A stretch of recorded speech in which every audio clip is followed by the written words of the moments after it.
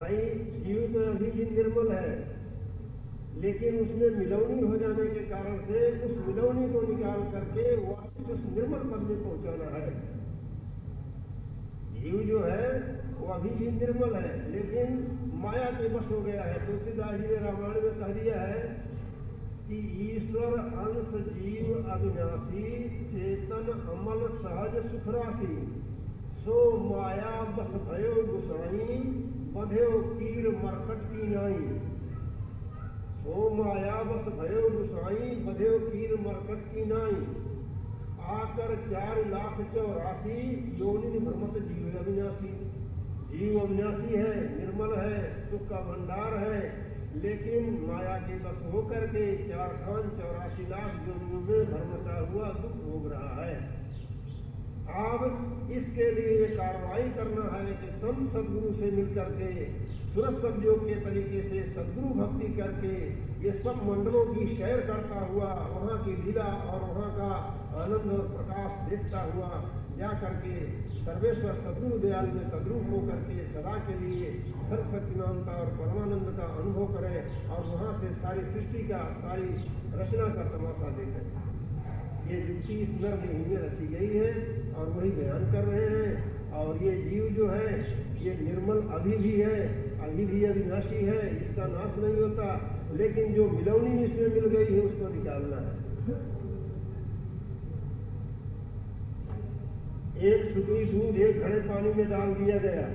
अब कोई ऐसा जंतु हो कि उस पानी में से दूध को खींच ले, तो दूध तो जो के जो ही है। दशरथ जी के लड़के थे, वो पारब्रह्म परमात्मा के अवतार थे, पारब्रह्म परमात्मा के अवतार थे, लेकिन जिस समय में वो प्रकट थे भगवान राम और कृष्ण ये लोग पारब्रह्म पद से आए हुए थे। और जो जीव उनकी मौजूदा समय में उनकी शरण लिए हैं उनको अपने पद की मुक्ति दिए हैं, उनको अपने पद की मुक्ति दिए हैं। और अब जो लोग उनकी टेक मानने हैं, यानी आप रामायण पढ़ करके गाते हो, रामायण में पार्वती ने शंकर जी से पूछा है कि दशरथ के राम है तो वही राम है कि निरंजन निराकार अविनाशी राम कोई और है। वो तो रामायण हमारी भी देखी हुई है। तब फिर उन्होंने शंकर जी ने पार्वती से कहा है कि ये जो तुमने कहा कि राम और कोई है ये हमको नहीं सुहाता है, राम तो वो एक ही है। तो ये बात सही है। और भी कह दिया रामायण में कि अगुण सगुण नहीं कर भेदा, गाँव है मुनि पुराण बुध वेदा। समझे ना, निर्गुण सगुण में कोई भेद नहीं, लेकिन सरगुण निर्गुण के दो मतलब है। तो उस दो मतलब को तो हम पीछे समझाएंगे। पहले एक मतलब जो कि जो तुम्हारा आशय है वो बतला रहे हैं। सरगुण से मतलब है शरीर धारण करना, और निर्गुण से मतलब है कि जो अरूप है। तो जो वह पारब्रह्म परमात्मा अरूप है वही राम और कृष्ण का रूप धर करके आया था। जिस वक्त में भगवान राम और कृष्ण देह धर करके इस पृथ्वी पर विराजमान थे, उस समय उनकी सेवा भक्ति करना वो पारब्रह्म परमात्मा की सेवा भक्ति थी।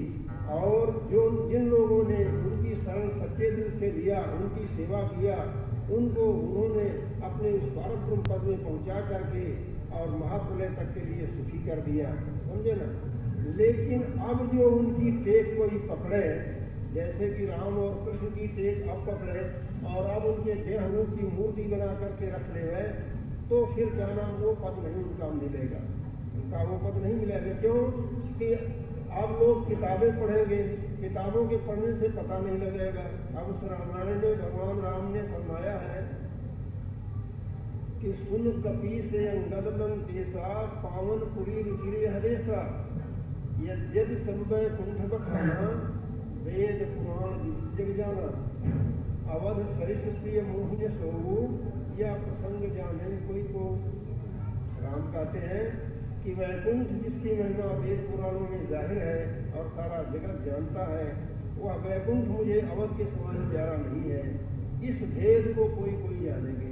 अब इसके अंदर भेद क्या है? अब आप हजारों बार रामायण को पढ़ लो, लेकिन वो भेद मालूम नहीं होगा। समझे?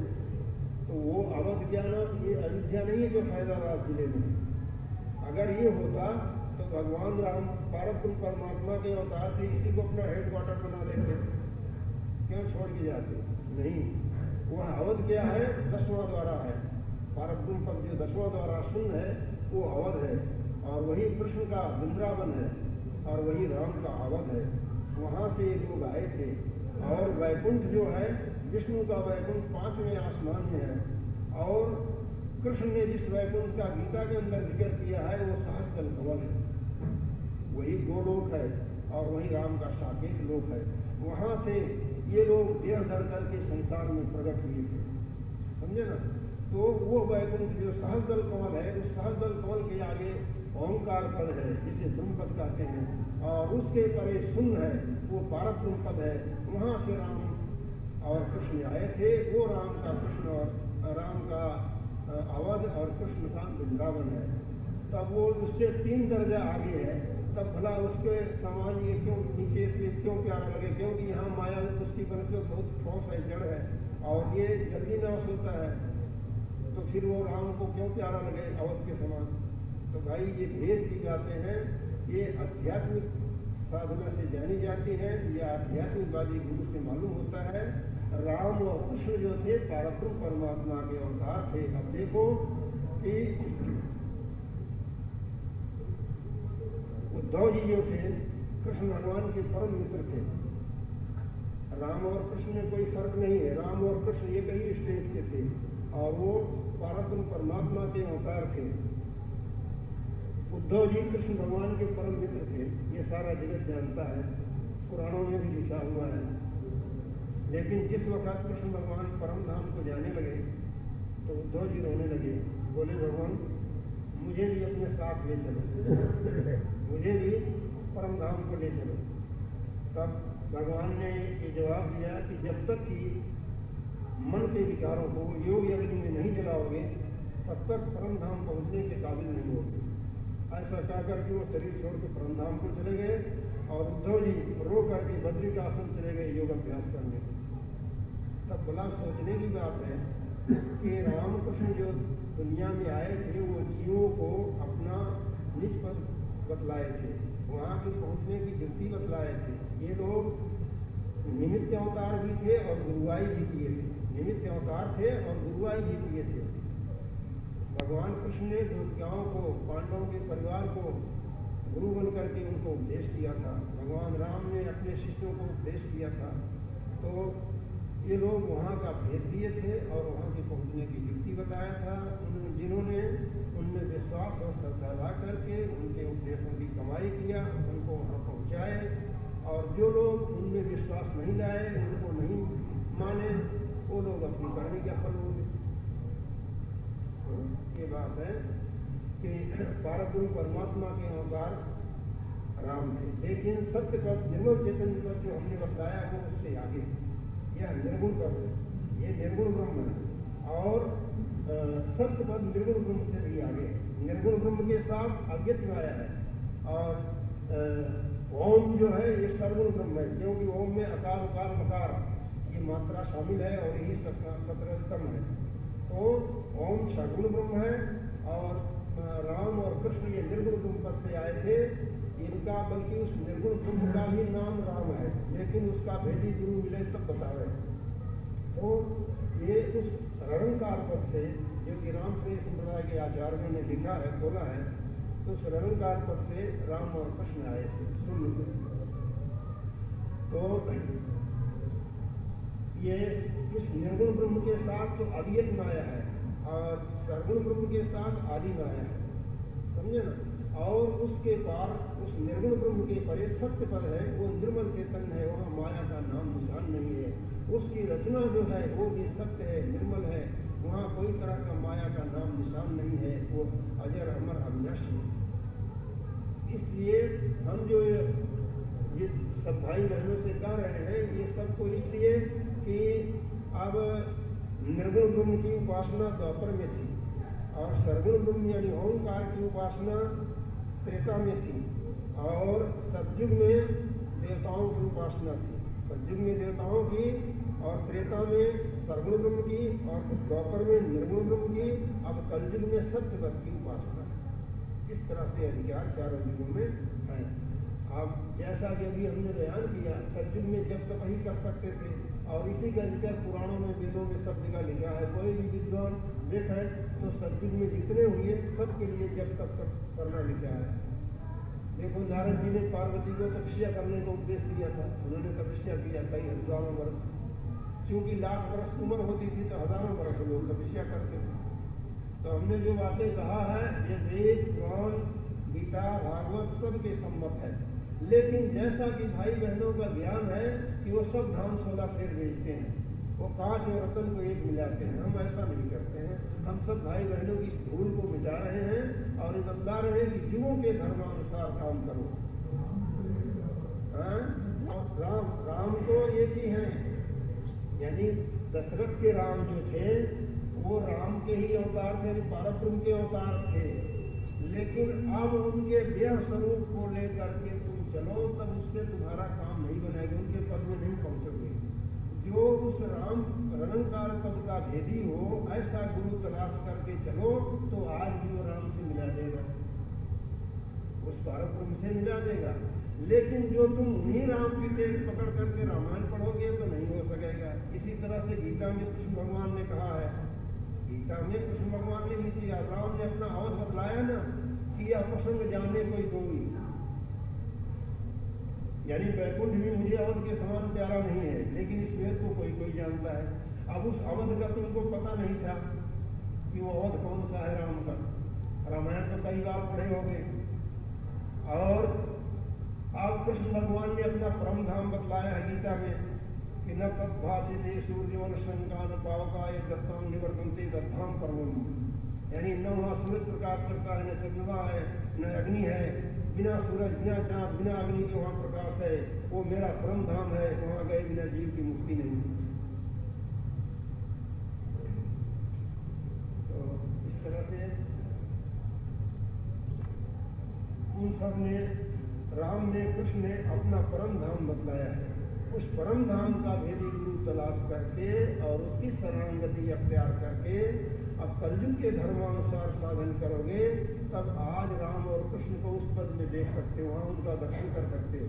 राम कृष्ण भी या संत जितने आए सब यहाँ देह रूप धारण की, ये जीवों के उद्धार के लिए स्वरूप है।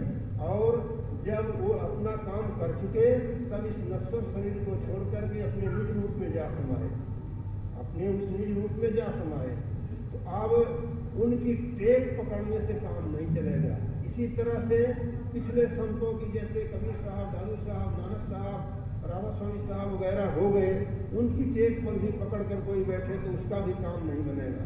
मौजूदा गुरु होना चाहिए, समझे ना। मौजूदा गुरु जब मिलेगा तब वो तुमको क्या नाम, ब्रह्मा, विष्णु, शंकर और राम और कृष्ण का जो निजपद है, उनका परम धाम है, वहाँ उन राम और कृष्ण का क्या स्वरूप है, उस स्वरूप का दर्शन कराओगे, जो ब्रह्म और पारब्रह्म रूप है। ये रूप तो उन्होंने सिर्फ जीवों के उद्धार के लिए धरा था, और यहाँ के मसाले से था, ये मसाला कच्चा है, कल्पित है, इसको छोड़ करके अपने निज रूप में जा समाए तो वहाँ उनके निज रूप का दर्शन तुमको होगा। तो इसलिए सब भाई बहनों को चाहिए कि मौजूदा गुरु तलाश करें, पिछले गुरुओं से काम नहीं बनेगा, पिछले गुरुओं से काम नहीं बनेगा, और विद्यावान बुद्धिमान गुरुओं से भी काम नहीं बनेगा। गुरु होना चाहिए अनुभवी, जो कि आध्यात्मिक साधना, और कलयुग का धर्म कौन सी आध्यात्मिक साधना का है? सुरसत योग का। जितने संत अभी हुए हैं कलयुग में 1000-1200 वर्ष के अंदर, सब सुरसत की डीग मार रहे हैं। तो सुरसत के भेदी गुरु जो हो उनको तलाश करके उनसे सुरसत योग का उपदेश लेकर के जब आप इस कमाई को करोगे तो तमाम देवी देवता, ब्रह्मा, विष्णु, शिव और ज्योति स्वरूप और ब्रह्म और पारब्रह्म यानी राम और कृष्ण, इन सब को देखते हुए तुम अपने निज पद में जो निर्मल चेतन में सत्यपद है उसमें जाकर समा जाओगे। जैसे दूध सागर में मिलकर के खुद सागर बन जाती है, इसी प्रकार से जीव पीऊ से मिलकर पीऊ बन जाएगा। तो मतलब है भाई, यहाँ ये सदगुरु मत है। सदगुरु मत में किसी को झूठा नहीं ठहराया जाता है, सबको ठिकाने ठिकाने बतलाया जाता है। जैसा कि अभी हम बतला रहे हैं कि सब ठिकाने ठिकाने हैं, सब हैं, कोई गलत या झूठा नहीं है, लेकिन समय अनुसार, मतलब कि सतयुग में किसकी भक्ति कर सकते थे और क्या फायदा था, त्रेता में और द्वापर में, चारों युगों का यहाँ बयान किया गया। अब कलयुग में सबसे ज्यादा अधिकार जीवों को प्राप्त है कि ये सुर संयोग का साधन करके अपने निज प्रभु जो सच्चा माता पिता है, सारी सृष्टि का माता पिता है, सत्य पर निर्मल चैतन्य पुरुष, उसमें जाकर सकते, वही अजन्मा और अनादि है और उसी को संतों ने सद्गुरु कहा है। सद्गुरु कोई हार काम के पुतले से मतलब नहीं है, वह अनादि पुरुष जो है वो गुरु या सद्गुरु उसी का नाम है। और इसीलिए गुरु या सद्गुरु की महिमा पुराणों में और वेदों में भी की गई। वैसे ही करनी कर सकते थे और वैसा ही करके फायदा उठाए। भाई बहन को पूछना हो तो पूछे, समझाया जाए, क्यों आपके समझ में आ गया कि राम के निष्पक्ष, यानी राम और कृष्ण का यहाँ खंडन नहीं है, लेकिन ये है कि जो दुरुपयोग किया जाता है दुरुपयोग का खंडन है कि अब उनकी टेक पकड़ करके बैठ जाओ तो काम नहीं बनेगा। हम संतों को मानते हैं, उनकी टेक पकड़ करके बैठ जाओ तो काम नहीं बनेगा। मौजूदा गुरु मिलेंगे वो हमको संतों के पद को पहुंचाएंगे, इसलिए मौजूदा गुरु करो। क्योंकि कृष्ण भगवान ने उद्धव को यही जवाब दिया कि योग अग्नि में अपने मन के विचारों को जलाओ जब परम धाम पहुंचने के काबिल होगी। तो लिखा है ना भागवत में, जो है ये ब्रह्म के 10 अवतारों में से है, ब्रह्म के 10 अवतारों में से है। सो ब्रह्म के 10 अवतार जो है, एक कल्प में ब्रह्म का एक ही अवतार होता है। ये जो कृष्ण और राम का अवतार हुआ है, तो कृष्ण का तो अवतार अभी 5000 वर्ष पहले हुआ इसी द्वापर में, परंतु भगवान राम का अवतार जो हुआ है वो इस गत त्रेता में नहीं हुआ है, वो पिछले कल्प के त्रेता में हुआ था। उसको कई करोड़ों वर्ष बीत गया, समझे ना। तो ब्रह्म के 10 अवतार जो कहे गए हैं, मत्स्य, कच्छ, बाराह, नरसिंह, बामन और परशुराम और राम और कृष्ण और बौद्ध और कलंकी, ये 10 अवतार जो हैं ये 10 कल्पों में हुआ करते हैं। बाकी ये जो विष्णु भगवान है ये भी राम कृष्ण के नाम से अवतार लेकर के अपना कार्य चलाते रहते हैं। और ब्रह्म का एक कल्प में एक ही अवतार होता है, ब्रह्म का एक कल्प में एक ही अवतार होता है। कृष्ण द्वापर के अंत में कृष्ण भगवान जो थे वो पूर्ण कला के अवतार थे। अब कलयुग में सत्यपद का अवतार संतों का होगा, सत्यपद का अवतार होगा।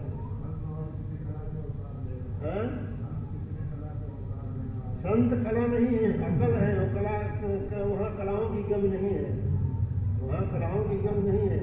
संत कला से रहित है।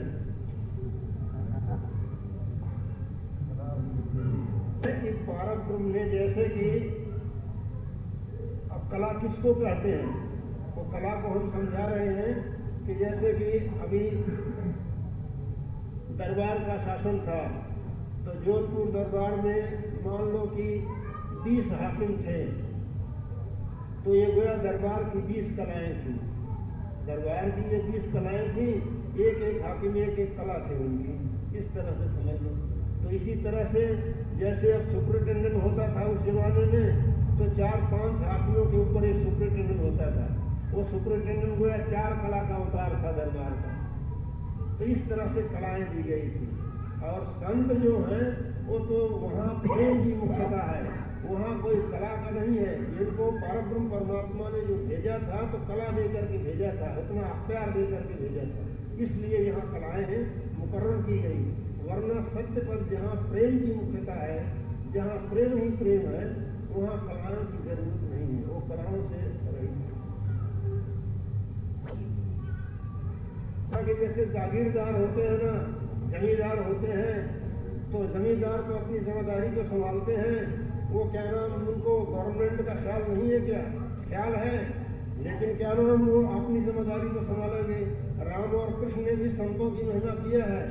संत से कोई हार जान के पुतले से मतलब नहीं है, या कपड़ा रंग करके पहन लिया वो संत हो गया, ये नहीं।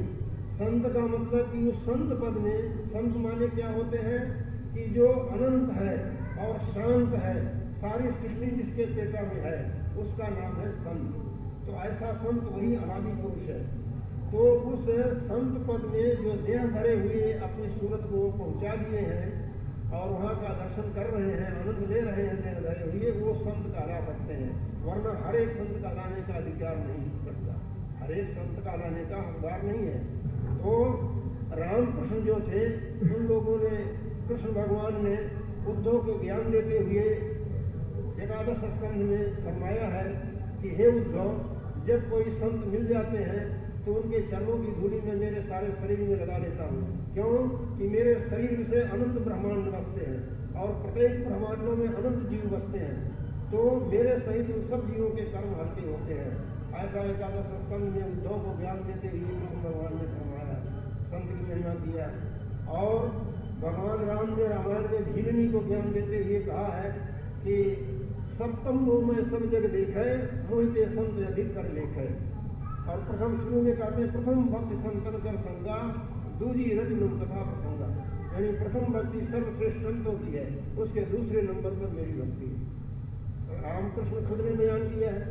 मतलब हम जो बातें कह रहे हैं वो राम कृष्ण वेद गीता भागवत सबके सम्मत है, किसी का यहाँ खंडन नहीं है। लेकिन ये नहीं है कि एक चपरासी को राष्ट्रपति मानो, वो नहीं कहा जाएगा। आप देवताओं को लेकर के भगवान मानने लग गए, वो हम नहीं मानते, पर मानते सबको हैं। हम देवताओं को भी हाथ जोड़ते हैं, परंतु नहीं है जैसा जैसा जिसको मानते हैं। और यही हम सबके लिए कहते हैं कि हमारे इस तरह से सब कोई मानो, मान करके अपना मानव जीवन सफल करो, अपने मनुष्य देही का लाभ उठाओ। क्योंकि ये कलयुग है और इसमें नर नहीं मिली है और इसमें सच्चे पूरे गुरु भी मिलते हैं।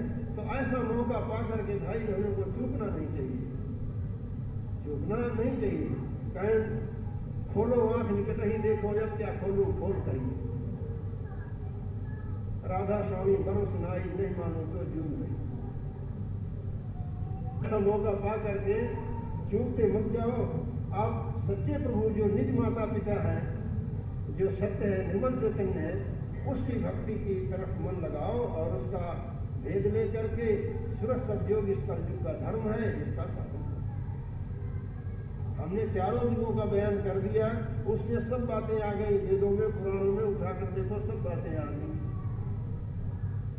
ये है कि अब कलयुग है, अब कलयुग है। जैसे कि मान लो यहाँ मारवाड़ में पहले स्कूल कायम किया गया, जब क्या नाम मारवाड़ का मतलब कोई गांव है जिस गांव में स्कूल नहीं था, शुरू में स्कूल कायम किया गया, तो वहाँ क्या होगा कि वहाँ मिडिल या मैट्रिक पास का मास्टर काफी होगा।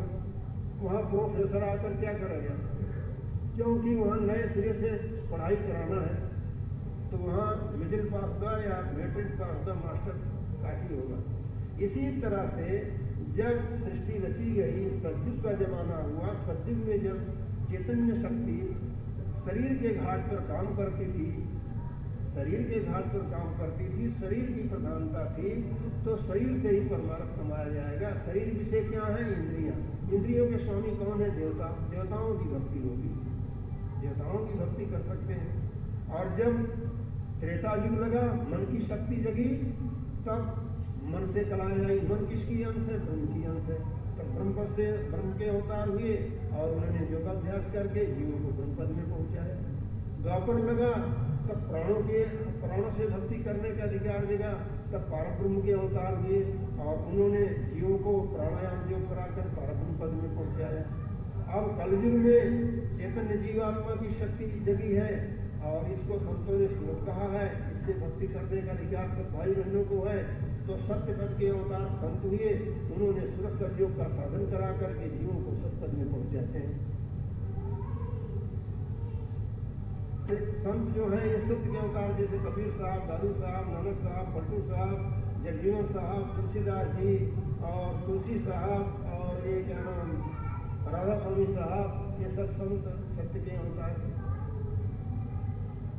वहाँ से आए थे, कोई करने करके वहाँ पहुँचे हैं, लेकिन ये सब वहीं को उपदेश दिए, इनके वाणी वचनों में वहीं का संदेशा है। इसलिए अब सब भाई बहनों को ये उचित है कि पिछले ग्रंथ जो हैं उनको ज्यादा न देख करके उनसे कुछ मालूम हो जाएगा लेकिन संतों की वाणी से आपको ज्यादा फायदा होगा। संतों की वाणी देखो, जो 1000-1200 वर्ष के अंदर जो संत हुए हैं उनके वाणी वचनों के देखो, वो सरल हिंदी भाषा में है और उसको पढ़ोगे तो उसमें क्या नाम कुछ आपको मालूम पड़ेगा कि हाँ कुछ आगे और भी है। और फिर उसके जानने की अभिलाषा लेकर के सत्संग करोगे तो सब बातों का पता भी लग जाएगा।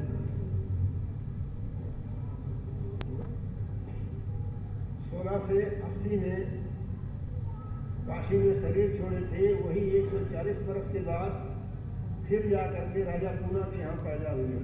राजा पूना दक्षिण ब्राह्मण थे, पेशवा थे, उनके यहाँ प्रकट हुए और प्रकट होकर के वो फिर विरक्त हो गए। फिर इनके पिता ने को राजगद्दी देना चाहते थे।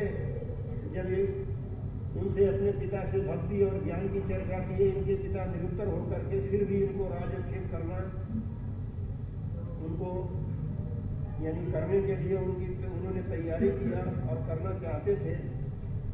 लेकिन इन्होंने जैसे कि कल राज्यक्षेप करेंगे तो इन्होंने क्या काम किया कि आज ही राजगद्दी तो कल होने की है और ये आज ही अपने पिता से आज्ञा लिए कि हम हवाखोरी में जाएंगे, हवा खाने के लिए बाहर जाएंगे। जब इनके पिता ने इनके साथ में 20 सवार दिए, क्योंकि उनको ये समझा था कि शायद ये चले जाएंगे, इसलिए 20 सवार इनकी रक्षा में दिए कि इनको हवाखोरी खिला करके बाहर वापिस ले आना। ये जब अपने 20 सवारों के साथ हवाखोरी में निकले और कोर्ट से बाहर गए तो मौज से ऐसी आंधी उठाए कि आंधी उठकर के अंधेरा छा गया। उस आंधी में इनके साथी जो थे वो उनको अपनी खुद की रक्षा करना मुश्किल हो गया, इनकी रक्षा कौन करे। जब ये उसी आंधी में अपने साथियों से घोड़ा दौड़ा करके अलग हो गए और काफी दूर घोड़ा दौड़ाते हुए चले गए। अब आंधी में घोड़े का खोज भी नहीं मिला, आंधी में घोड़े का खोज भी नहीं मिला। फिर ये बहुत दूर जाने पर घोड़ा भी छोड़ दिए और पैदल विचरने लगे। विचरते विचरते गंगा के किनारे विचर रहे थे। विचरते विचरते ये क्या नाम, ये वहाँ हाथरस में पहुंचे। अलीगढ़ जिले में हाथरस है, हाथरस पहुंचे। वहाँ जाकर के इन्होंने जो कि तुलसीदास जी के चोले से जिन जीवों को उपदेश दिया था उनका काम अधूरा रह गया था, बाकी रह गया था, उनका काम पूरा नहीं हुआ था। वो जीव वहाँ जन्म लिए थे हाथरस में। तब जा करके उनको वहाँ पकड़े और आप उन जीवों से फरमाए कि पूर्व जन्म में तुलसीदास जी के चोले में नहीं था जब मैंने घटनामय बनाया था, लेकिन सर्वलोक वालों का मनुष्य मात्र का भारी विरोध देख करके और उनका नुकसान होते हुए देख करके मैं उस समय घटनामय को गुप्त कर दिया और उसकी जगह पर समयानुसार रामचरितमानस बनाया। आप फिर से घटनामय का प्रचार करने का विचार है। जब उन लोगों ने कहा कि कहाँ है हम ले आओ, जब इन्होंने कहा कि वो तुमको नहीं मिलेगी, उसको हम खुद लाएंगे। क्यों नहीं मिलेगी? तो इसलिए नहीं मिलेगी, तुलसीदास जी के चोले में जब आप थे तो इनका एक चेला था हृदय अहीर, उसको दे दिए थे। क्योंकि तुलसीदास जी ने जब घटनामय बनाया और इस प्रकार एक कथा है, हमारे पास हो गया, इस प्रकार है कि तुलसीदास जी 15 से 89 में पैदा हुए थे। 16 से 14 में उनको अगमपद का सौदा हुआ, यानी सच्चे मालिक का दर्शन हुआ और 4 साल तक इस आनंद में रहे। 16 से 18 में उन्होंने घटनामय बनाया। घटनामय बना करके जब काशी में पंडितों के सामने रखा तो सब विरोध करने लगे और सारों को बाकायदा इनके खिलाफ खुद जोरों का आंदोलन किया। उसमें से उस आंदोलन में 13 आदमी इनके पास तमाशा करने को आए। 3 पंडित, नैनू, मानव, श्यामा और 2 जैनी और 2 जैन स्त्रियाँ और एक गोसाई प्रियलाल और 2 मुसलमान और ये दो कबीरपंथी फूलदास और रेवतीदास गुरु चेला, और एक नानकपंथी पलकराम और एक सन्यासी मानगिरी, ये तुलसीदास जी के पास बहस मुआशा करने को आए थे। ये लोग आए तो लड़ने के लिए, बहस मुआशा करने के लिए, लेकिन बहस मुआशा करते करते इनके शिष्य बन गए, तुलसीदास जी के शिष्य बन गए। जब ये शिष्य बन गए तब काशी में ये शोर हुआ कि तो साधु भूखी नाम होता है, जो कोई जाता है उसे बस में कर लेता है, अब नजदीक मत जाओ नहीं तो बस में कर लेगा। जब क्या किए कि दूर दूर से उपद्रव करने लगे और लड़ाई झगड़ा, जो 13 बेचारे साधना करने वाले थे उनसे लड़ाई झगड़ा करना, उपद्रव मचाना, इस तरह से करने लगे और बहुत जोरों का आंदोलन किए। तुलसीदास जी ने देखा कि हम तो इनको, तुलसीदास जी को जब वो आनंद प्राप्त हुआ तो उन्होंने देखा कि ऐसा आनंद जीव के अंदर है। रामायण में तुलसीदास जी ने इशारा किया है, वो है क्या है, ये चौपाई पहले की क्या है, सच्चिदानंद आनंद अक्षत ऐसे कुछ है। फिर आगे कहते हैं कि अस प्रभु हृदय अक्षत विचारी जगत जीव किन दीन दुखारी, कि वो सच्चिदानंद घन है, ऐसा प्रभु सबके हृदय में विराजमान है, फिर दुनिया के जीव दुखी हो रहे हैं। तो ये सोच करके ये उनको बढ़ाकर तुलसीदास जी ने सब जीवों के हित के लिए ये खंड रामायण बनाया, पर जनता के सामने रखा तो सब उनके दुश्मन बन गए, खिलाफियत करने लग गए। 13 आए बहस मुआशा करने को तो उनके चेले बन गए, बाकी सब लोग कहने लगे तो भूखी नाग देता है, बस में कर लेता है, अब नजदीक मत जाओ, दूर से उपद्रव करने लगे। अब ये उपद्रव, ये लड़ाई झगड़ा 13 साल तक चलता रहा, 13 साल तक चला। तो तुलसीदास जी ने देखा कि अब जीवों का बजाय फायदे के नुकसान हो रहा है, तब उन्होंने घट रामायण को गुप्त करके उसकी जगह पर समयानुसार रामचरितमानस बना दिया। संवत 16 से 18 में घट रामायण बनाया और 13 साल तक ये उपद्रव करते रहे। तो 18, 13, 31, 16 से 31 में ये रामायण बनाया, रामचरितमानस। इसमें लिखा है संवत 1631 करो कथा है पदभर खींचा। क्योंकि घट रामायण में उपद्रव मचाए थे तो तुलसीदास जी दुष्टों की वंदना इसमें लिखे हैं। शुरू में ही दुष्टों की वंदना लिखते हैं कि पुण्य प्रभु पृथ्वीराज समाना पर रसने सहब दसकाना, और कहे कि वो तो पीछे है, पहले कहें कि पुण्य बहुर शक्र सम विनवों के ही, बहुर शक्र सम विनवों के ही, बहुर शक्र सम विनवों के ही संत सुरा नहीं। और पहले शुरू में क्या है कि पायस काली अति अनुरागा हो ही कागा। इस तरह से उन्होंने कहा है कि मैं फिर भी उनकी वंदना करता हूँ। इस तरह से तुलसीदास ने रामायण में पहले लाया, क्योंकि घट रामायण को चलने नहीं दिया, गुप्त कराया, तो इसमें रामायण में पहले जिक्र किया तुलसीदास ने। इस रामायण का उस रामायण का संबंध मिलता जुलता है, ऐसी कोई बात नहीं है।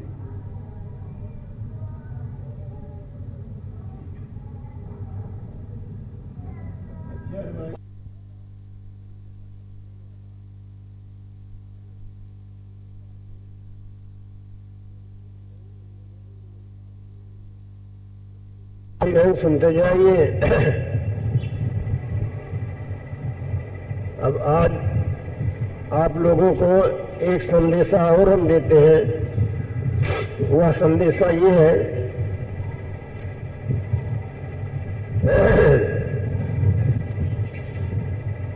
कि जितने जीव हैं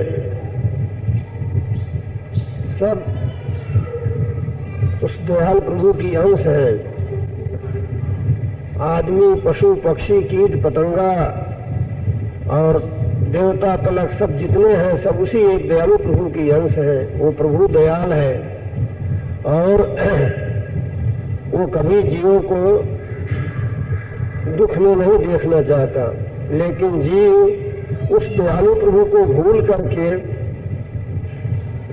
जो जीव के खुद के बनाए हुए हैं उन्हीं में जीव वापिस लिपट करके और अपने को और अपने मालिक को भूल करके कर्मों में और विषय भोगों में फंस करके इस भूल का कारण बुरा कर्म करके क्या करता है, दुख भोग रहा है। अब सब भाई बहनों को ये भेद दिया जाता है कि जो जन्मांजन्म से भूल है, जो सब भाई बहनों में भूल है कि कोई किसी को मालिक मान रहा है, कोई किसी को मालिक मान रहा है, ये इस भूल का कारण है। कौन सी भूल का? कि अपने को और अपने प्रभु को भूल गए हैं। अब वही हम आपको सबको बतलाते हैं कि अपने को पहले मालूम होना चाहिए कि मैं कौन हूं और मेरा प्रभु कौन है। तो अब इस विषय में जिसने जैसा खोज किया, जिसको जैसा पता लगा, वैसे ही सबने बतलाया और सबने सही बतलाया। क्योंकि जैसे अब साइंस है, जैसे साइंस का है, आज जो नतीजा निकालते हैं और कुछ दिन के बाद दूसरा नतीजा निकाले तो पहले वाले को ओछा या रद्द करार दे देते हैं और फिर आगे चल करके और उससे ऊंचा दर्जे का, आला दर्जे का नतीजा निकालते हैं तो उस दूसरे को भी रद्द कर देते हैं।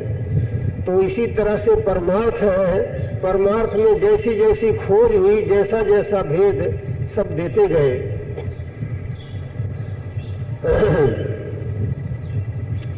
आप इस विषय में दो चार मत जो है वो सबको हम बतलाते हैं। प्रथम तो सर्वसाधारण भाई बहन अपने को समझते हैं जैसा कि लौकिक मत है।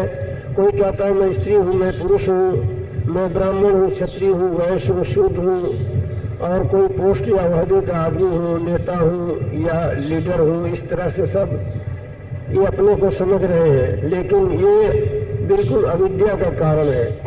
इससे आगे चलते हैं कुछ परमार्थ की तरफ।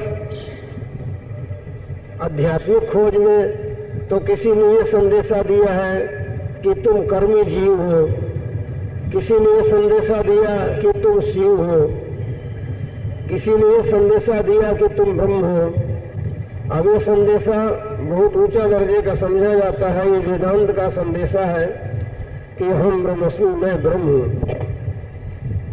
लेकिन कलयुग में जो स्वयं प्रभु प्रकट होकर के संत रूप में संदेशा दिए वो ये है कि तुम न तो इस लौकिक मत में हो, यानी स्त्री पुरुष ब्राह्मण क्षत्रिय वैश्य शूद्र कोई नहीं हो तुम, और न तुम कर्मी जीव हो, और न तुम शिव हो, न तुम ब्रह्म हो, तुम सुरत हो, तुम सुरत हो और सर्वेश्वर सद्गुरु दयाल की अंश हो।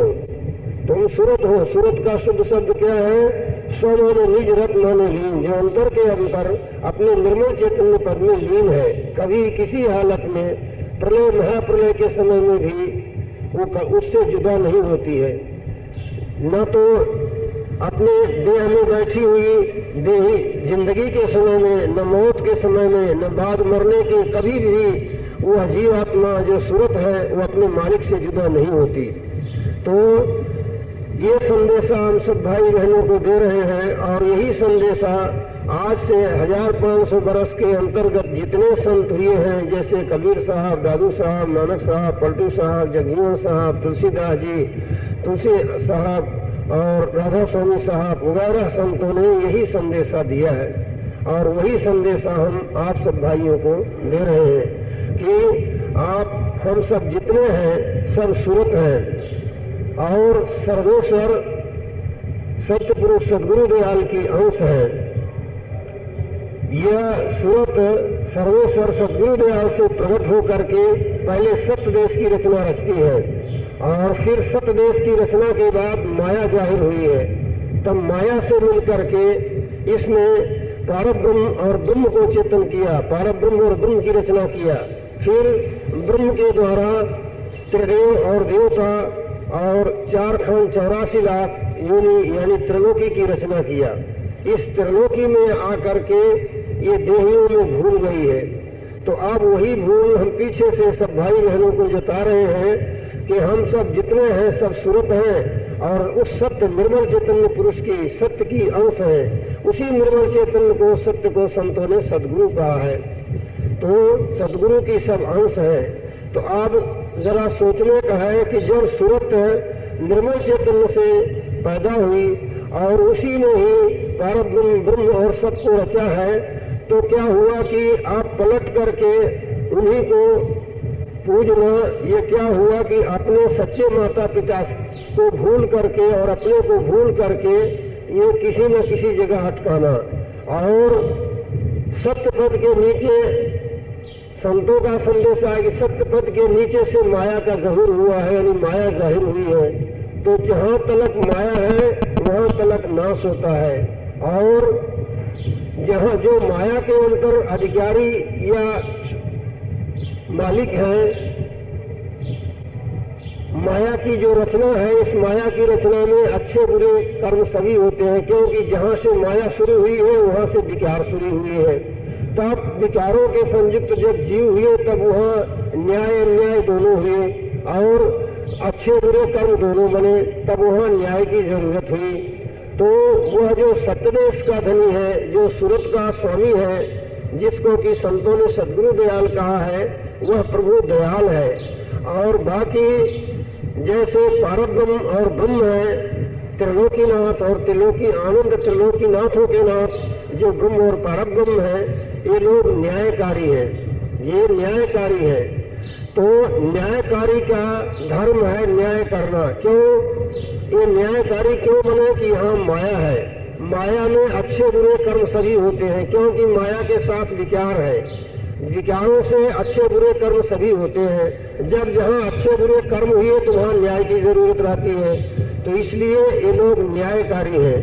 और वह सर्वेश्वर प्रभु जो है वो दयाल है, और हम सब जितने हैं जीव सब उसी दयाल की अंश है। इसलिए सब भाई बहनों को उसी दयाल पुरुष की भक्ति करना चाहिए और वहीं पहुंच करके, यानी सत्य देश में पहुंच करके ही माया से निर्मल होंगे, माया से निर्मायित होंगे और निर्मल चैतन्य पद को पा करके सदा के लिए जन्म मरण के चक्कर से और सब प्रकार की हैरानियों से छूट करके परमानंद और सर्वशक्तिमानता का अनुभव करेंगे।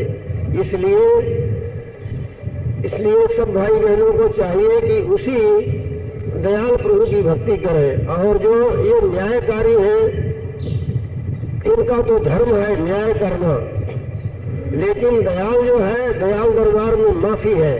और जो पतित पावन की दीग चारों तरफ चल रही है, वह पतित पावन वही दयाल प्रभु है, पतित पावन वही दयाल प्रभु है।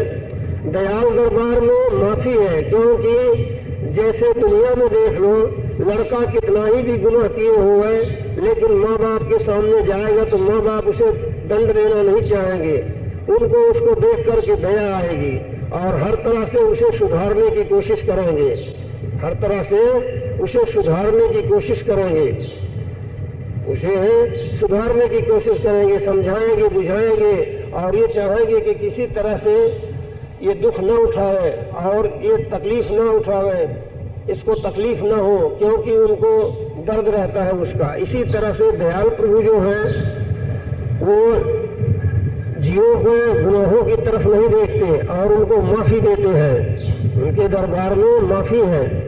अब हम इसका कुछ पुराणों से और संतों की वाणी से और पुराणों में जो ब्रह्म के अवतार हुए और संत दयाल के अवतार हुए, उनका मुकाबला आपके सामने रखते हैं।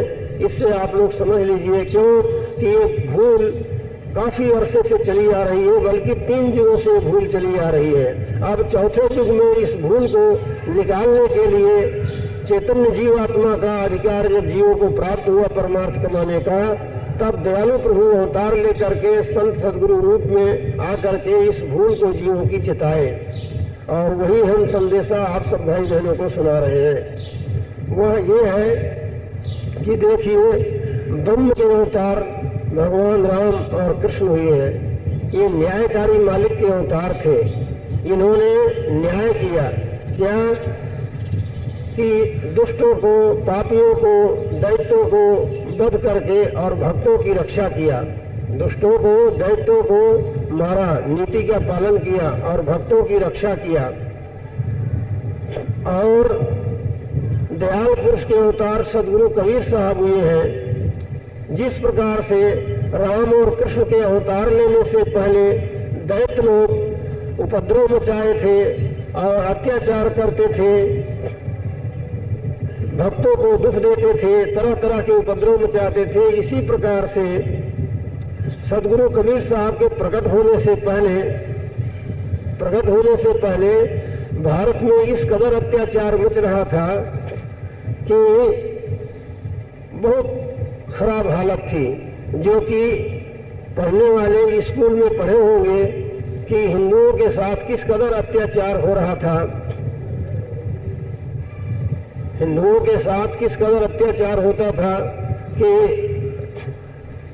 मंदिरों जगह जगह तोड़ दिए जाते थे और क्या नाम हिंदुओं की लड़कियों को, बहु बेटियों को खूबसूरत देख करके जबरदस्ती ये मुसलमान लोग अपने घरों में घाल लेते थे। इसमें मुसलमानों का दोष नहीं है, क्योंकि ये बात इस तरह से है, अब इसको हम शुरू से वर्णन करते हैं कि जैसा कि हमने बयान किया कि महाभारत का महाविश्व युद्ध होने के बाद भारत गारद हो गया था।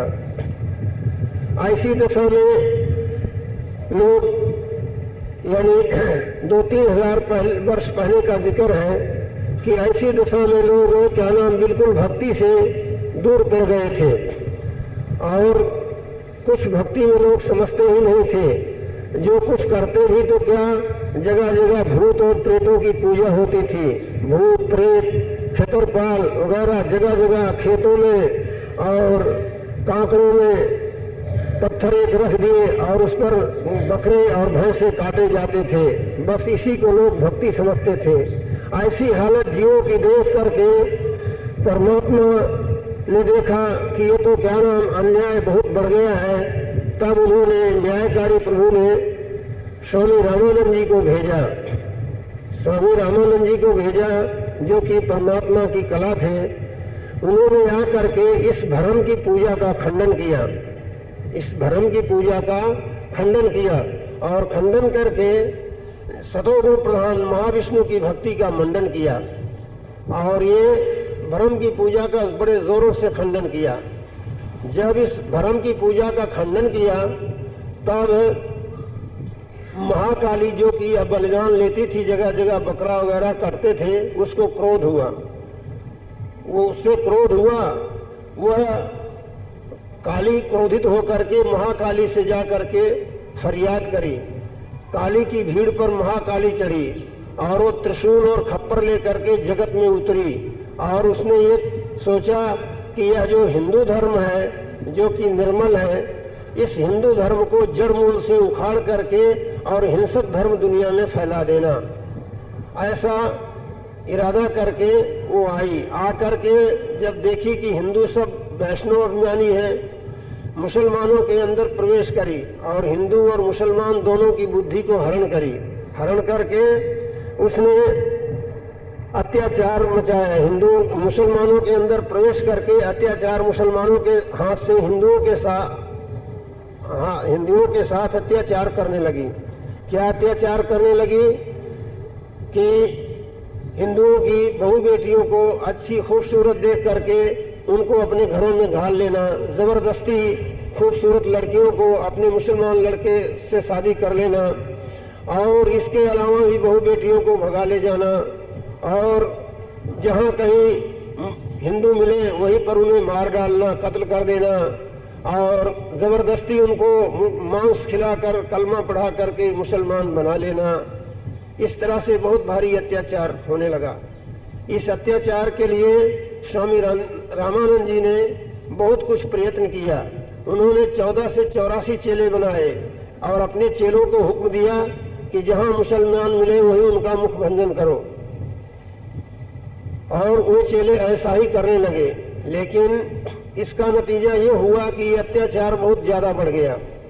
यहाँ तक कहने लगे मुसलमान की हिंदुओं, जब हम थूकें, जब तुम तुम्हारे मुंह थामो तुम्हारे मुंह में थूकेंगे, ऐसा अत्याचार बढ़ गया। इस अत्याचार से हिंदू जनता महान दुखी हुई। क्योंकि उस जमाने में चारों तरफ मुसलमानों का शासन था, मुसलमानों का शासन चारों तरफ था। ये काशी में महाराज वीर सिंह बघेला राजपूत राजा राज करते थे, लेकिन वो अकेले क्या कर सकते थे, वो किसी तरह से अपना धर्म बचा कर रखे थे। तो इस अत्याचार से जब जनता बहुत घबराई, बहुत दुखी हुई, तब महान दुखी होकर के रो करके दीनदयालु प्रभु को पुकारी। जब दीनदयालु प्रभु को पुकारी तब जेठ सुदी पूर्णमासी के दिन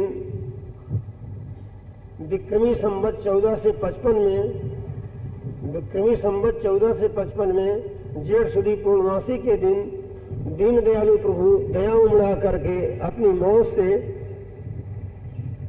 काशी में प्रकट हुए। किस तरह से प्रकट हुए कि सुबह का वक्त था, आकाश में बादल घिरे हुए थे और कुछ छांटे पड़ रहे थे। गंगा के किनारे कुछ दूर पर एक लहर तालाब है, उसमें कमल के फूल पर बालक के रूप में प्रकट हुई। किस तरह से कि आकाश में एक बिजली चमकी और वो बिजली चमक करके प्रकाश हुआ। यानी बिजली चमकती है तो एक सेकंड में गायब हो जाती है, लेकिन वह बिजली एक अनोखी थी। वो 3-4 मिनट तक वो प्रकाश जो का जो रहा और फिर धीरे धीरे वह प्रकाश तालाब के एक किनारे में गायब हो गया। तो उस तालाब के ऊपर एक छतरी में स्वामी अष्टानंद जी वैष्णव माला फेर रहे थे। उन्होंने ये घटना देखा और देख करके उठ करके उसी वक्त आकर स्वामी रामानंद जी से अर्ज किए कि ऐसी घटना हमने देखा है। उन्होंने कहा कि हाँ, बिजली का प्रकाश तो हमने भी देखा है, बल्कि सबने देखा है कि काफी देर तक था। उन्होंने देखा कि मैंने ये देखा है कि वह प्रकाश तालाब के धीरे धीरे तालाब के एक किनारे में गायब हुआ है सिमट करके। जब स्वामी रामानंद जी ध्यान किए और ध्यान करके कहा कि भाई यह तो कुछ विलक्षण लीला है और किसी महापुरुष का प्रादुर्भाव हुआ है और इसका नतीजा थोड़े ही दिन में सामने आ जाएगा, ऐसा स्वामी रामानंद जी ने कहा। अब उधर क्या हुआ कि ये तो इधर की बात है, उधर उस तालाब के किनारे से एक नूर अली जुलाहा अपनी औरत का मुखलावा करा करके ला रहा था। उस तालाब से 1.5 कोस की दूरी पर एक गांव है, उस गांव में उसका सासुरा था, वहां से अपनी औरत का मुखलावा करा करके ला रहा था। यानी ये दोनों नौजवान थे, उसके कोई संतान जब नहीं हुई थी तो मुखलावा करा करके ला रहा था। औरत को प्यास लगी, वो तालाब में पानी पीने को गई।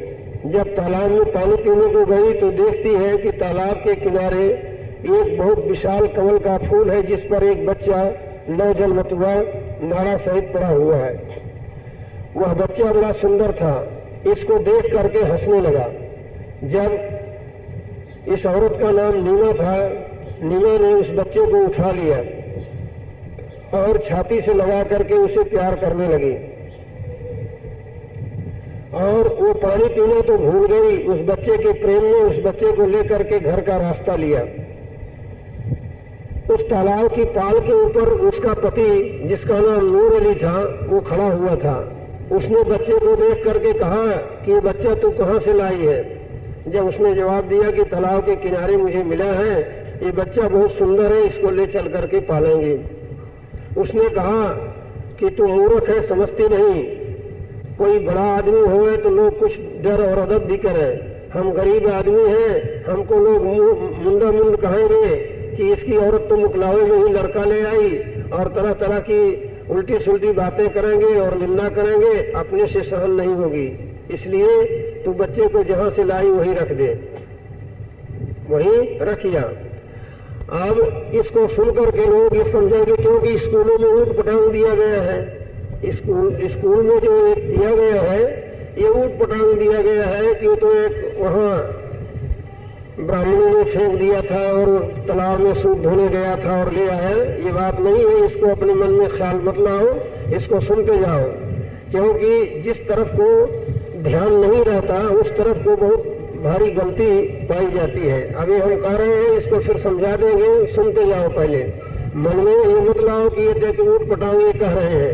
हम ऊट पटांग नहीं कह रहे हैं, हम सही कह रहे हैं। स्कूलों में जो दिया गया है वो गलत दिया गया है, ये अपने मन में ख्याल मत लाओ, क्योंकि स्कूल के जो लेखक हैं उन लेखकों को कुछ खबर नहीं है कि परमार्थ क्या चीज है, चैतन्य क्या है, जड़ क्या है, माया क्या है, और किस कदर चैतन्य के अवतार होते हैं, किस कदर सृष्टि रचना हुई है। इससे वो लोग नावाकिफ हैं।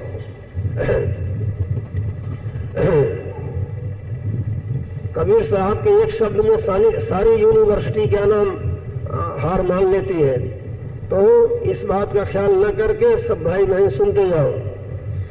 तो जब उसका पति नूर अली ये कहने लगा कि इस लड़के को तू जहां से लाई है वहां रखिया, जब वो कहने लगी कि नहीं, क्या लोग अंधे हैं, दिखाई नहीं देता, मेरी उम्र बच्चे जैसी थोड़ी दिखती है, और क्या नाम ये बच्चा बहुत सुंदर है, हमको बहुत सुहावना लगता है, हम इसको ले चल करके पालेंगे। उसने बहुत कुछ कहा, लेकिन औरत का बच्चे में बहुत गहरा प्रेम हो गया था। उसने ले चलने के लिए जिद करने लगी। आखिर दोनों के बहस मुबासा में आखिरी नतीजा ये हुआ कि जब औरत नहीं मानी तो उसको गुस्सा आ गया नूर अली को, और उसने एकदम तलवार म्यान से निकाल लिया। बोला अभी नहीं मानती है तो 2 टुकड़े कर दूंगा, और क्रोध में वो आपस से बाहर आ गया। जब वो औरत मजबूरन उस बच्चे को ले जा करके तालाब के किनारे दूध पर सुला दी, दूध पर सुला करके और चलने लगी। जब चलने लगी तब वो बच्चा खुद बोल उठा, जो कि 9 जन्मतुआ बच्चा था। वो खुद बोला कि आई लूना, मैं 3 जन्म से तेरे पीछे लगा हुआ हूँ, तू मुझे ले चलेगी तो मैं तुझे वो शब्द बतलाऊंगा कि तू काल जाल से छूट कर सदा के लिए परमानंद को प्राप्त होगी, और अब की तू मेरे से चूकी तो याद रख जन्म जन्म दोजख में यानी नरक में पड़ी रहेगी। ऐसा वो बच्चा बोल उठा। और उसी वक्त आकाशवाणी हुई, आसमान से आवाज आई कि तू इनको साधारण बच्चा मत समझ, ये स्वयं सर्वेश्वर तेरे उद्धार के लिए आकर के बाल रूप धारण किए हैं। तू उनको अपने घर ले जा करके उनकी शिक्षाओं को सुन करके अपना उद्धार कर। इस तरह से आकाशवाणी हुई। इस आकाशवाणी को सुनकर और उस बच्चे की आवाज को सुनकर के नूर अली दंग रह गया, और उसने औरत को कहा कि तू बच्चे को ले चल, अब मैं मना नहीं करूं। जब वो औरत को इतना कहना था कि उसके मानो शरीर में नई जान आ गई, और वो दौड़ी और दौड़ करके बच्चे को प्यार करती हुई लेकर घर का रास्ता लिया। घर पर आने पर वही हाल हुआ जैसा कि नूर अली ने कहा था। सब दुनिया निंदा करने लगी, सब दुनिया निंदा करने लगी, और कहना इधर उधर बातें बनाने लग गए लोग। 2-4 दिन के बाद मुसलमानी रिवाज के मुताबिक नूर अली काजी के पास गया बच्चे का नाम पूछने के लिए। तो काजी अपनी रमल की पुस्तकें और नजूम की किताबों को उठा करके देखा। देख करके उसको मालूम हुआ, नजूम से यानी ज्योतिष, हिंदी में ज्योतिष कहते हैं, ज्योतिष से उसे मालूम हुआ कि यह लड़का तो इस्लाम धर्म का कट्टर नाशक होगा, यानी इस्लाम धर्म का खंडन करने वाला होगा। ऐसा सोच करके उसने उस नूर अली से कहा कि ये बच्चा तो काफर होगा, और इसको ले जा करके तुम मकान के अंदर इसको कत्ल कर दो। मकान के अंदर ले जा करके इस बच्चे को कत्ल करके और दफना दो। तो उस जमाने में मुसलमान लोग काजी का कहना बहुत मानते थे, काजी का कहना बहुत मानते थे। जब उसने काजी की आज्ञा अनुसार आया, आकर के घर में लेकर के तलवार, कबीर साहब जो कि 9 जन्मतुए बालक थे उनके गर्दन पर तलवार मारा। जब तलवार मारा तो तलवार उनके गर्दन को वार पार कर गई, लेकिन न तो खून गिरा न कहीं घाव आया, न तो खून गिरा न घाव आया। इस तरह से 3 बार तलवार मारा। चौथी बार उस नूर अली को एक बहुत भयानक सूरत दिखाई दी और बहुत उसे डर लगा और उसके हाथ से तलवार गिर पड़ी, वो धूजने लगा। तब कबीर साहब हंस करके बोले, हंस करके उन्होंने एक शब्द कहा कि ना मेरे जन्म न गर्भ बसेरा, बालक हो दिखलाया, काशी नगर जंगल बिच डेरे, तहां जुलाहे पाया, मात पिता मोरे कछनाही, न मोरे गृहदासी, जुल्हा का सुत आन कहाया, जगत करत है हासी, धर नहीं मेरे गगन कछनाही, सूझे अगम पारा, सत्य स्वरूपी नाम साहिब का सो है नाम हमारा, हाल चाम लोहू नहीं मोरे, हम सतनाम उपासी, तारन तरन अभय पददाता, कह कबीर अविनाशी। ये शब्द कबीर साहब ने कहा और फिर हंसे जब उस जुलाहे का डर दूर हो गया। और फिर उसने मुझसे ये भी कहे कि ये बात तो किसी से कहना मती, क्योंकि मुझे अभी बहुत से काम करने हैं। जब इस तरह से फिर जुलाहा के अंदर वो काजी की बातें उसके दिल से निकल गई और वो दोनों पति पत्नी लाड प्यार के साथ कबीर साहब का लालन पालन करने लगे। जब कबीर साहब 5 साल के हुए तभी से क्या नाम परमार्थ की बारीकियां हर एक के सामने रखने लगे।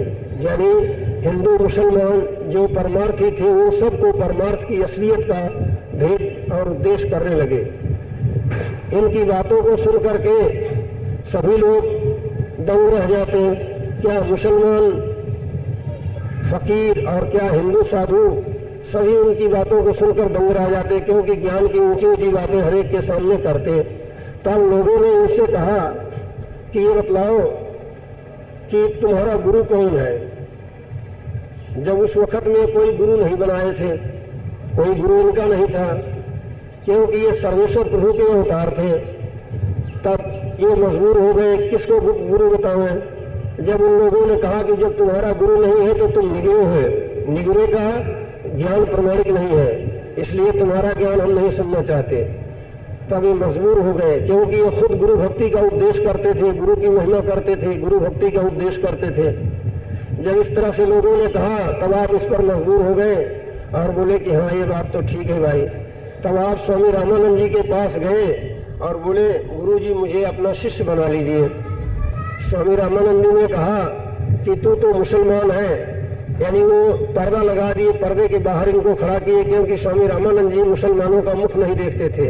मुसलमान लोग हिंदुओं के साथ अत्याचार करते थे तो मुसलमानों का मुख नहीं देखते थे, और जब कोई आता तो पर्दा लगा दिया जाता, पर्दे के बाहर उसको खड़ा करके बातचीत कर लेते कोई जरूरत होती तो।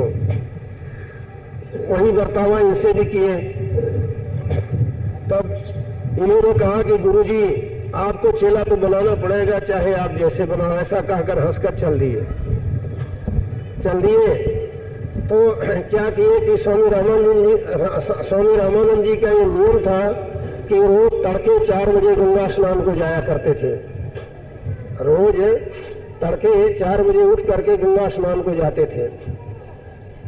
तो ये इस बात को मालूम करके और गंगा की सीढ़ियों पर जाकर सो गए, गंगा की सीढ़ियों पर सो गए। स्वामी रामानंद जी जब तड़के गए, अंधेरा था, अंधेरे में स्वामी रामानंद जी की खड़ाऊ उनके सिर में लगी तो छोटे बच्चे थे, रोने लगे। तब स्वामी रामानंद जी उठा करके उन्होंने समझा कि कोई बच्चा यहाँ सो गया था, इसके लग गया, तो वो पछतावा करते हुए इनको उठा करके सिर पर हाथ फेरे और बोले रो मत बेटा राम राम कहो, रो मत बेटा राम राम कहो। इस तरह से 3 बार कहा। तो आप हंस करके चल दिए। तो फिर जा करके घर पर पहुंच करके और फिर स्नान वगैरह करके अपने नित्य नियम से निवृत्त होकर के 10 बजे के करीब स्वामी रामानंद जी के भेष का चिन्ह बना करके, यानी छापा तिलक वगैरह लगा करके, और स्वामी रामानंद जी की शिष्य मंडली में पहुंच गए। रामानंद जी के चेलों ने कहा कि अरे तू यहाँ कैसे आ गया, तू तो मुसलमान है, तो हमारे लोगों की मंडली में कैसे आ गया। इन्होंने कहा कि हमको गुरुजी ने चेला बनाया है। जब कई एक चेले दौड़ते हुए गए रामानंद जी के पास है गुरु जी आपने तो धर्म भ्रष्ट कर दिया। बोले भाई क्या धर्म भ्रष्ट कर दिए? बोले आपने मुसलमान को चेला बना लिया।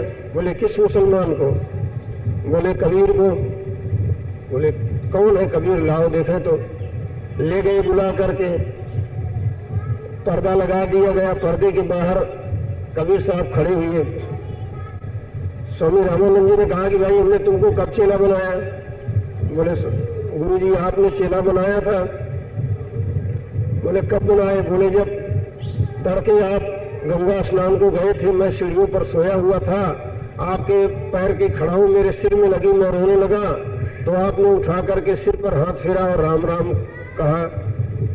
3 बार आपने कहा कि राम राम करो और रो मत। तो आपने सिर पर हाथ फेरा और राम राम का मंत्र दिया। रामानंद जी ने कहा कि भाई ऐसा थोड़ी कोई गुरु चेला बना जाता है। आपने फरमाया कि ऐसा नहीं बना जाता, तो आप बतलाइए कि वेदों में शास्त्रों में राम नाम से बढ़कर के क्या है? जब रामानंद जी ने कहा कि राम नाम से बढ़कर के तो नहीं है, तो बोले आपने सिर पर हाथ रखा और रोना छुड़ा दिया और राम नाम का मंत्र दिया जो कि वेदों शास्त्रों की जान है, तो फिर और कैसा गुरु चेला बना जाता है? तब स्वामी रामानंद जी कायल हो गए और बोले कि अच्छा भाई, अपने शिष्यों से बोले कि अच्छा अब इसको अपनी मंडली में रख लो।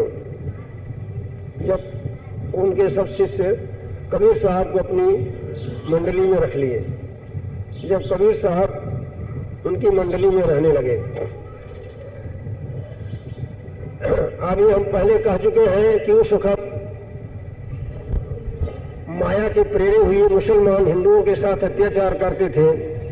तो अब उस वक्त क्या हो गया कि दिल्ली के तख्त पर सिकंदर लोदी बादशाह हुकूमत करता था। लोदी खानदान उस समय में हुकूमत कर रहा था। लोदी खानदान में सिकंदर लोदी की हुकूमत थी, सिकंदर लोदी का शासन था। तो सिकंदर लोदी के जलन का रोग हो गया था। उसने सुना कि काशी में स्वामी रामानंद जी बड़े पहुंचे हुए महात्मा है, उनकी दुआ से शायद मेरा ये रोग दूर हो जाए। इस ख्याल से वह सिकंदर लोदी दिल्ली से चल करके काशी में आया। काशी में आया तो जाकर के स्वामी रामानंद जी का दरबार भरा हुआ था और सारी शिष्य मंडली के सारी सभा के पीछे वो खड़ा होकर के स्वामी रामानंद जी से अर्ज मारूजा करने लगा कि आप खुदा की जात है, आप परवरदिगार हैं, मेरे ऊपर रहम फरमा करके मेरे इस रोग को आप दूर कीजिए। जब स्वामी रामानंद जी ने उसको देखा कि ये मुसलमान है, जब आप पर्दा लगवा दिए और पर्दा के बाहर वो खड़ा हुआ, आपने उसकी प्रार्थना पर कुछ ध्यान नहीं दिया, इसलिए कि ये हिंदू धर्म का नाशक है और हिंदुओं के साथ अत्याचार करने वाला है। ऐसा विचार करके उसकी बातों पर कुछ ध्यान न दे करके उसकी दीनता और प्रार्थना पर आपने कुछ ध्यान नहीं दिया और ये जवाब दिया कि हे दुष्ट, तू कल मरता आज ही मर जा, ऐसा फरमाया आप। लेकिन क्योंकि वो दुखी था, कहन आरत के मन रहे चेतु फिर कहें अपनी हेतु। जो दुखी होता है, बच्चों को चुप कराओ, बच्चों, यानी जो दुखी होता है उस दुखिया को अपना दुख ही बार बार याद आता है और उसके यही रहता है कि किसी न किसी तरह से किसी से मेरा दुख दूर हो, क्योंकि वो आरत होता है, दुखी होता है।